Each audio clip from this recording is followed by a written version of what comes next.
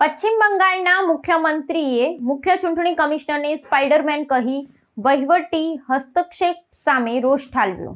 પશ્ચિમ બંગાળમાં આગામી સ્થાનિક સ્વરાજ્યની ચૂંટણીઓ અને પેટા ચૂંટણીઓના સંદર્ભમાં રાજ્ય સરકાર અને ચૂંટણી પંચ વચ્ચેનો ગજગ્રાહ ચરમસીમાએ પહોંચ્યો છે। તૃણમૂલ કોંગ્રેસના સુપ્રીમો અને મુખ્યમંત્રી મમતા બેનર્જીએ એક જાહેર સભા દરમિયાન મુખ્ય ચૂંટણી કમિશનર પર કટાક્ષ કરતા જણાવ્યું હતું કે તેઓ પોતાને સુપર હીરો સ્પાઇડરમેન સમજી રહ્યા છે।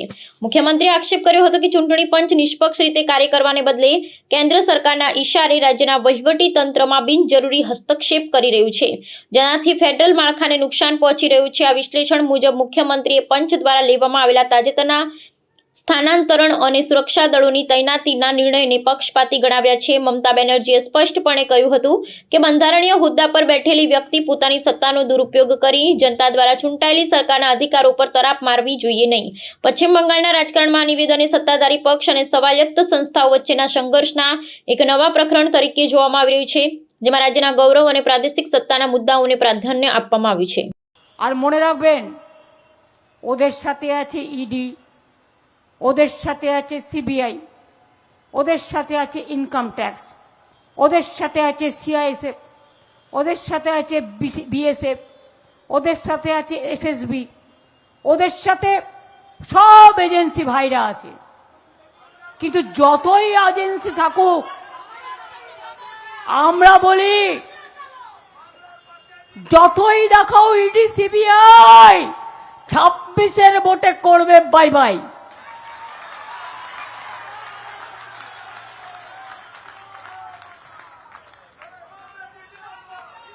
আমি এটুকু বলে অফিসারদের ভয় দেখাচ্ছেন যারা, তাদের বলবো মূর্খের স্বর্গে বাস করছেন। এখানকার মানুষ মাথা নত করবে না। আর মে মাসের পরে 2 মাস আপনি একটু জবরদস্তি করবেন, ট্যাক্টফুলি হ্যান্ডেল করে নেবে অফিসাররা, তারপর আপনি নিজে কোথাও থাকবেন তার ঠিক নেই। আপনি মেয়ের পরেও ব্যবস্থা নেবেন, যেন সুপার গড হয়ে গেছে, স্পাইডারম্যান হয়ে গেছে, বাচ্চাদের খেলার স্পাইডারম্যান। স্পাইডারম্যান যা ইচ্ছে তাই করতে পারে, ওটা তো বাচ্চাদের ভোলাবার জন্য। ভোটারদেরও ভোলাচ্ছেন আর অফিসারদেরও ভয় দেখাচ্ছেন। ভয় দেখানো মাস্টার, হিজ মাস্টার বয়েজ ভাঙা রেকর্ড বাজাচ্ছেন। একদিন আপনাকে মানুষের পায়ে পড়তে হবে, তার কারণ গণতন্ত্রে মানুষ সবচেয়ে বড়। আর আপনাদের মতো লোক থাকলে গণতন্ত্রের সর্বনাশ হয়।